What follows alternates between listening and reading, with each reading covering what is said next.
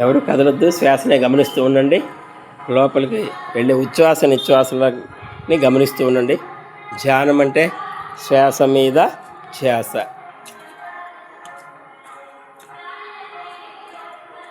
ఈ శ్వాస గమనిక మనలో అపారమైన మార్పులు తీసుకొస్తూ ఉంటుంది.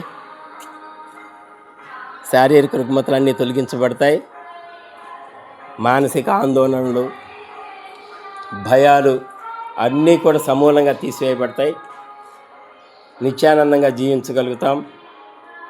ఏదుంటే దాంతో తృప్తి పడగలుగుతాం. ఏ విషయానికి భయపడాల్సిన అవసరం లేదు. ఏకాగ్రత కలుగుతుంది. మీరు చదివిన విషయం మీద సమాచారాన్ని చక్కగా గుర్తుంచుకోగలుగుతాం.